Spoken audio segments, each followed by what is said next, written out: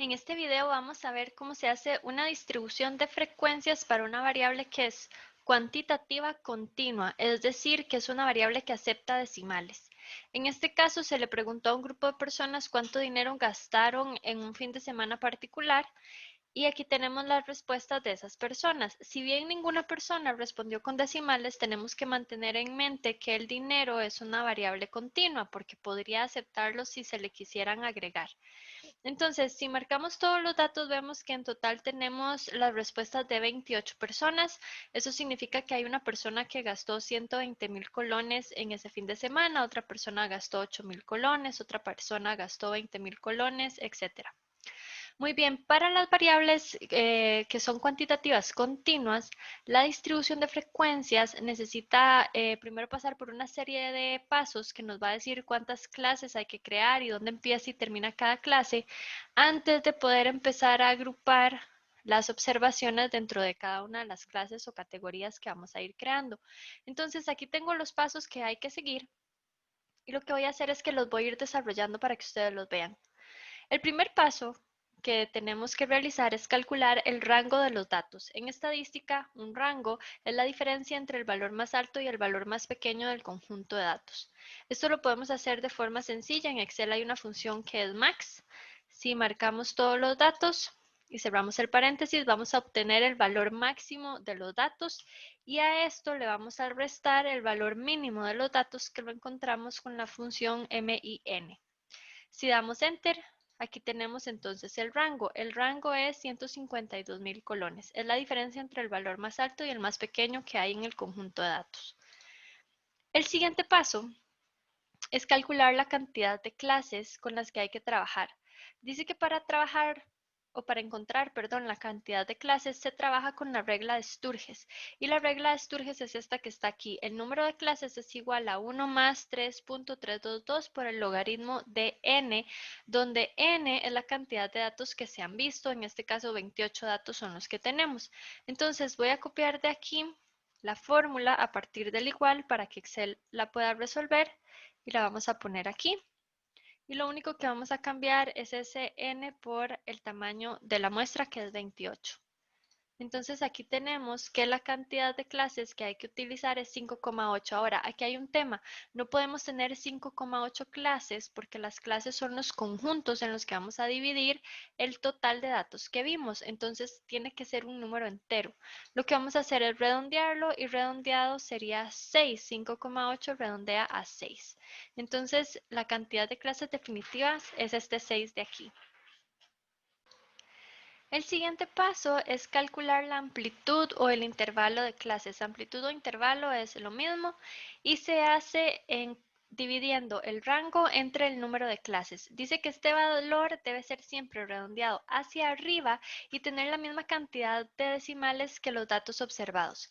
Entonces vamos a hacer la división. Dice que es el rango, que ya lo teníamos aquí, dividido entre la cantidad de clases que la tenemos aquí y que el valor que nos dé tenemos que redondearlo hacia arriba y tener la misma cantidad de decimales que los datos observados. Si en la tabla de datos observados hubiesen datos que tienen un decimal o dos decimales o tres decimales, buscamos el total de decimales que esos datos pueden tener, tal vez el que tiene más decimales tiene 3, y redondearíamos este valor para que quede con 3 decimales. Sin embargo, en nuestro caso, los datos no tienen decimales, están como enteros, así que vamos a redondear este valor para que sea un valor entero y dice que se redondea hacia arriba. Entonces, si redondeamos ese valor hacia arriba sería 25,334 para redondearlo hacia arriba y que quede sin decimales. Muy bien, y este sería la amplitud o el intervalo de la clase. Luego dice que hay que buscar el rango propuesto. El rango propuesto es la amplitud de clase por el número de clases y dice que se usa la amplitud de clase ya redondeada. Muy bien, entonces la amplitud de clase ya redondeada es esta de aquí y el número de clases, que tiene que ser un entero, es este que está aquí. Y así tenemos el rango propuesto.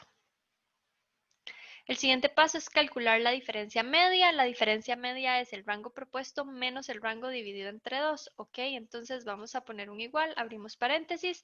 El rango propuesto lo acabamos de calcular.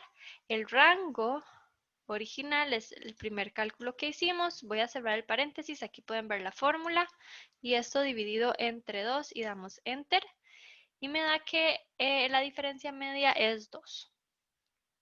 Luego calculamos los límites, entonces el límite inferior es la observación mínima menos la diferencia media.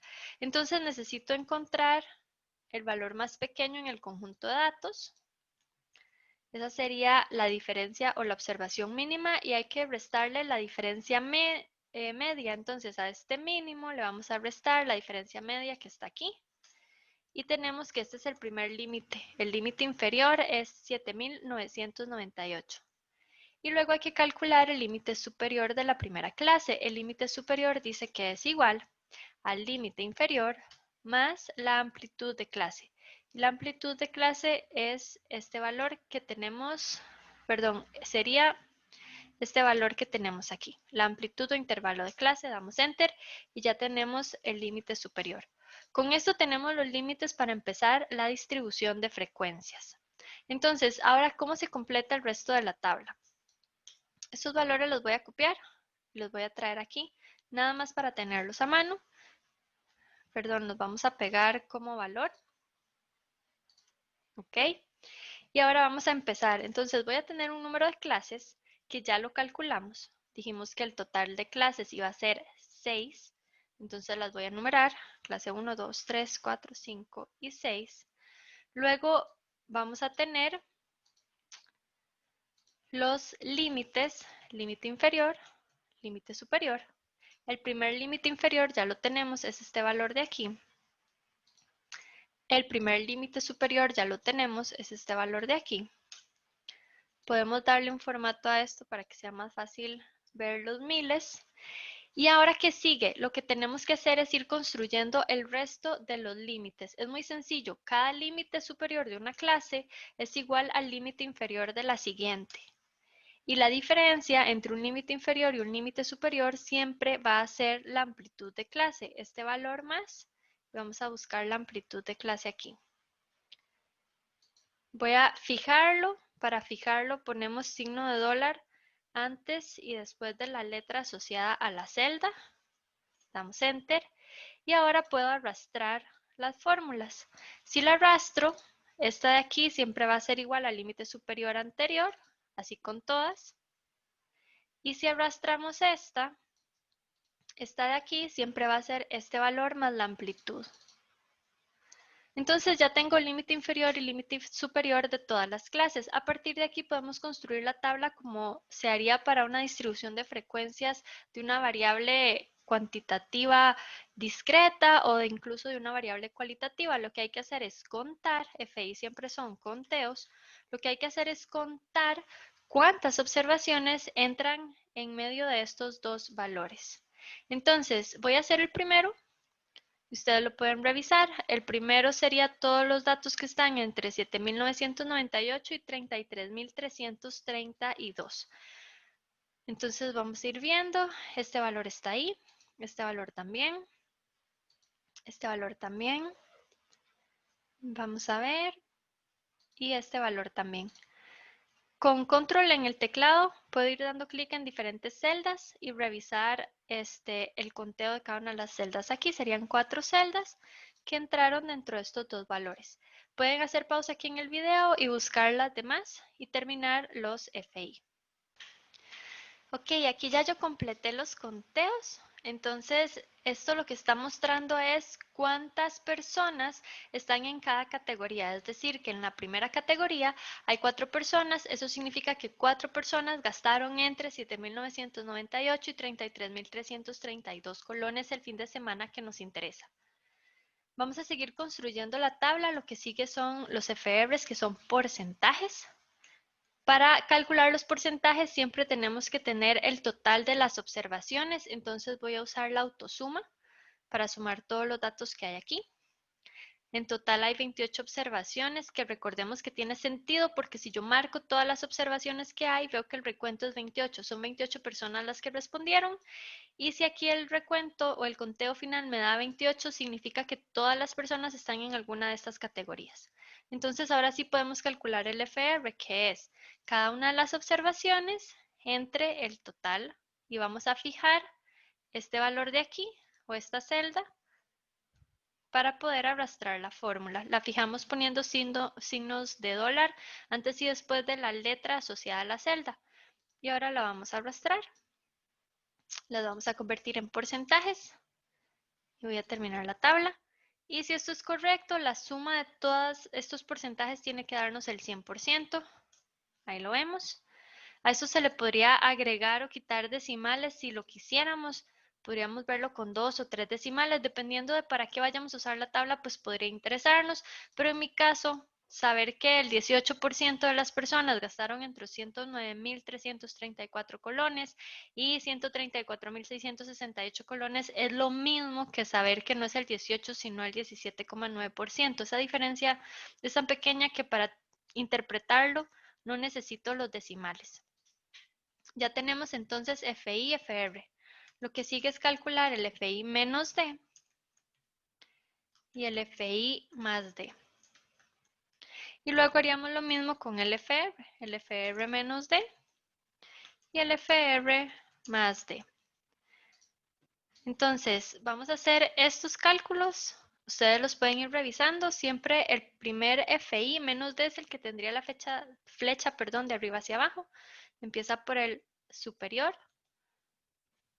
y es idéntico. El que sigue sería el FI siguiente más el anterior. Y esta fórmula la podemos arrastrar. Si es correcto, llegamos al mismo 28 que está aquí. Y luego FI más D, haríamos lo mismo, pero empezando por el último FI y subiendo en la tabla, que sería este 5 más este 3. Lo vamos a arrastrar desde abajo hacia arriba y llegamos al mismo 28, al total de las observaciones. Y vamos a hacer ahora lo mismo con el FR, es exactamente el mismo procedimiento con la diferencia que usamos los porcentajes en lugar de usar los conteos. Cada porcentaje más el anterior, si lo arrastramos, llegamos al 100%. Ese 100% y este otro 100% son exactamente el mismo. Y aquí vamos a empezar por el último FR y vamos a ir subiendo. Este 18 más este 11, podemos arrastrar esta fórmula de abajo hacia arriba y llegamos hasta el 100%. Entonces ya tenemos todos los FIs y todos los FRs.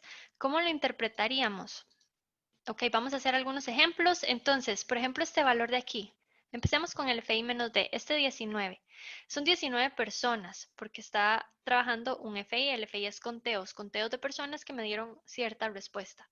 Entonces, el FI menos D, este 19, acumuló todo lo que hay en esa línea y antes de él. Son estos tres valores. 4 más 9 más 6 da 19. Muy bien, son 19 personas que, y vamos a usar el menos D para interpretar, que durante el fin de semana que nos interesa gastaron, y están en estas categorías, menos de 84.000 colones. Si vemos todas las otras categorías son inferiores a este valor, entonces tiene sentido decir que de nuestro conjunto de observaciones, 19 observaciones son menores a 84.000. Vamos a ver otro ejemplo, por ejemplo, este 24 que está aquí. Este 24 que está aquí es un FI más D, significa que acumulamos de abajo hacia arriba. Este 24 es la suma de todos estos valores. Son los datos que están en estas categorías de aquí. Vamos a interpretar con más D, porque así es la forma en la que se interpreta este FI. Y diríamos que 24 personas gastaron en ese fin de semana que nos interesa más de 33.332 colones. Y si vemos, todas las demás categorías son efectivamente superiores a esta. Con los porcentajes es lo mismo, podríamos ver este 89%. De arriba hacia abajo, 89% acumuló todo esto en las personas en estas categorías.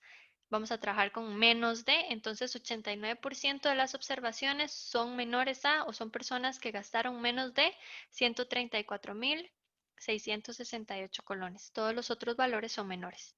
Y un valor como este 54% se acumuló más de abajo hacia arriba, es la acumulación de todos estos valores, las personas en estas categorías. El 54% de las observaciones o de las personas gastaron más de 58.666 colones. Todos los otros valores son superiores. Entonces, así es como interpretaríamos estos datos. Ahora, hay otro cálculo que se puede hacer. El XY es un punto medio. Es un punto medio entre los límites. La forma en la que encontramos un punto medio entre dos valores es sumando los dos valores y dividiéndolos entre 2. Voy a arrastrar este. Y los puntos medios para lo que sirve es para no tener que ir diciendo que hay 4 personas que gastaron entre 7.998 colones y 33.332 colones. Se vuelve muy repetitivo. Yo puedo decir que hay 4 personas que gastaron aproximadamente 20.665 colones y ya. Simplemente porque al ser una aproximación, un valor que está justo en medio de estos dos, decir que estas 4 personas están alrededor de este valor es lo mismo que decir que estas 4 personas están en medio de estos dos valores en la distribución de frecuencias. Ahora, ciertos detalles importantes a tener en cuenta. ¿Qué pasaría si un valor fuera, por ejemplo, exactamente 84.000 colones?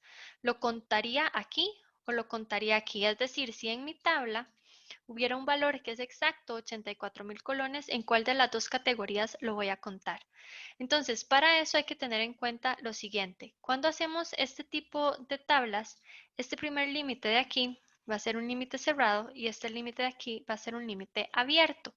En otras palabras, estos intervalos o este intervalo que tenemos aquí va desde exactamente, eso significa que se ha cerrado, desde exactamente 58.666 colones hasta cualquier cosa que sea menor a 84.000 colones. Eso significa que es abierto. Eso también se puede mostrar con paréntesis. Normalmente aquí el paréntesis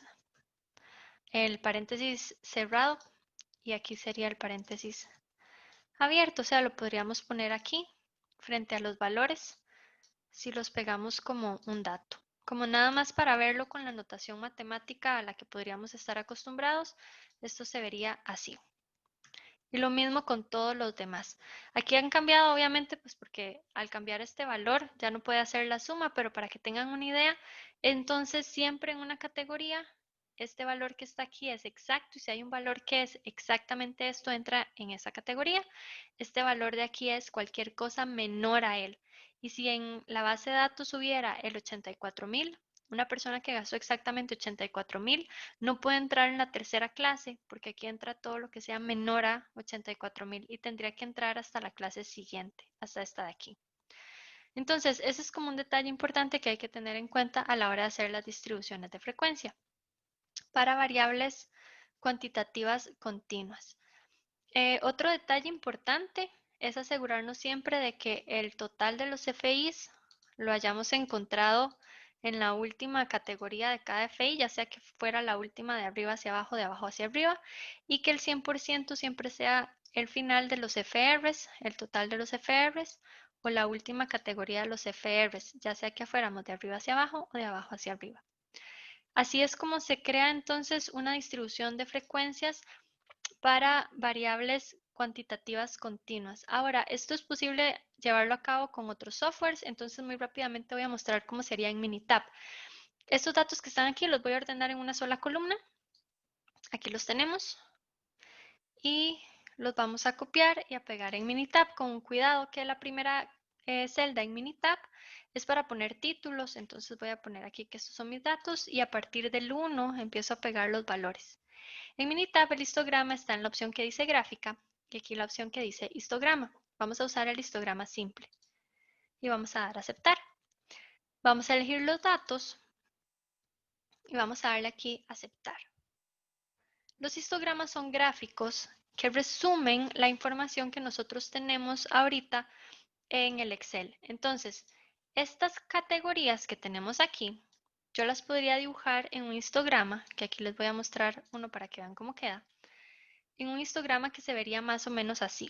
Entonces, la primera categoría iba de 7.998 a 33.332 colones.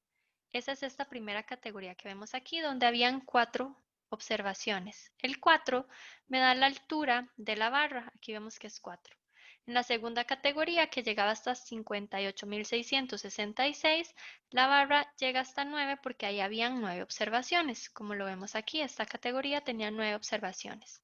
Y así con las demás. Este es el histograma. Tiene 6 barras porque hay 6 clases, y va desde el 7000 hasta el 160.000 con 2, que sería este último valor que está aquí.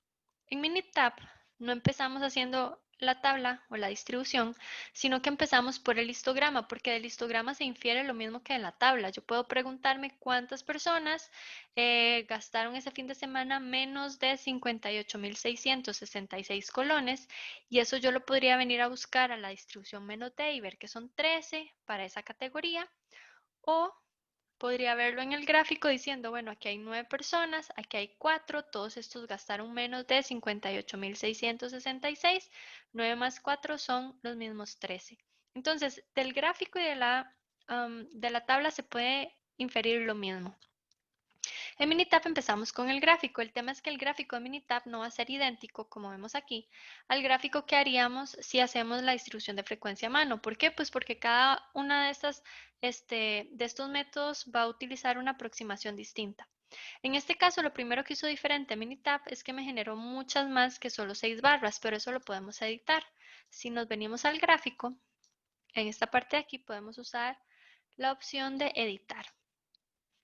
Y una vez aquí podemos dar clic a una barra, revisar que se hayan seleccionado todas las que existen y con botón derecho sobre ellas vamos a ir a editar barras. Y vamos a cambiarle el seccionamiento. Ahorita están apareciendo los puntos medios de cada barra. Le vamos a decir que aparezcan los puntos de corte, que sería donde empieza y donde termina cada una.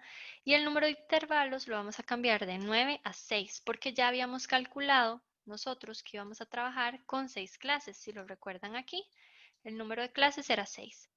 Entonces lo podemos editar en Minitab. Le damos a aceptar y aceptar. Y aquí tenemos ya el gráfico editado. Sin embargo, sigue siendo diferente al nuestro. Minitab va a hacer un ajuste para que quede en números, digamos que más cerrados o en números enteros. Entonces, si bien tengo las 6 barras y este histograma es muy similar al que teníamos aquí, yo tenía en la primera categoría 4 observaciones y en la siguiente 9. Y si vemos el histograma en la primera categoría, el valor es 3, esa es la altura de la barra, y en la siguiente es 10.